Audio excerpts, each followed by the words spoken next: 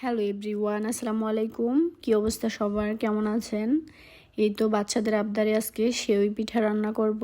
তো অবশ্যই মনোযোগ দিয়ে ভিডিওটা দেখবেন, উপকারে আসবে। তো প্রথমে আমি খেজুরের গুড়গুলো জাল করে নেব, কারণ এটা জাল করে নিলে ফেটে যাওয়ার সম্ভাবনা থাকে না। জাল করে ঠান্ডা করে তারপর দুধের সাথে অ্যাড করব। আর যেহেতু এটা আমার অরিজিনাল খেজুরের গুড়, ফাটার কোনো চান্সই নেই।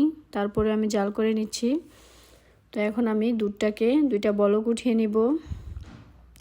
তো দুধের মধ্যে আমি দিয়েছি এলাচ এবং তেজপাতা, তো দিয়ে একটু জাল করে নিয়েছি। এখন আমি সেওইগুলো অ্যাড করব। আর এগুলো একবারে অ্যাড করব না, দুইবারে অ্যাড করব। একবারে অ্যাড করলে এগুলো দলা হয়ে যাবে, সেজন্য দুইবার অ্যাড করতে হবে। তো প্রথমটা দেওয়ার পর আমি জাস্ট 2 মিনিট রেখেছিলাম, তারপর দ্বিতীয়টা দিয়েছি। তো এভাবে আমার সেম রেসিপি ফলো করে তোমরা ট্রাই করতে পারো। তো এখন আমি আর বেশিক্ষণ জাল করব না। এখন গুড়টা চুলা থেকে নামিয়ে ঠান্ডা করে তারপর আমি দুধের সাথে ঢেলে দিব। তো দেখতেই পাচ্ছ কত সুন্দর জর্জরা আছে, একটার সাথে আরেকটা লেগে যায়নি। তো এখন আমি গুড়টা দিয়ে দিব।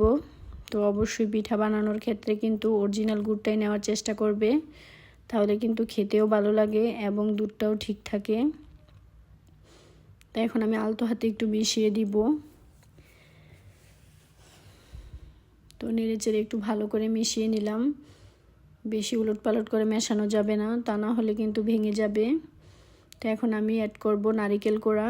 তো এখানে নারিকেল কোড়ার পরিমাণটা বেশি দিলে খেতে ভালো লাগে, তো অবশ্যই চেষ্টা করবে নারিকেল কোড়ার পরিমাণটা বাড়িয়ে দেওয়ার জন্য।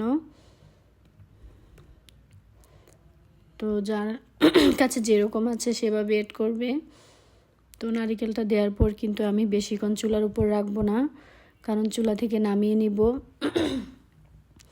আর দুধটা বেশি কিন্তু ঘন হয়ে গেলে খেতে ভালো লাগবে না, এই জন্য একটু ছাড়া ছাড়া থাকলে এটা জর্জরা থাকবে, খেতেও ভালো লাগবে।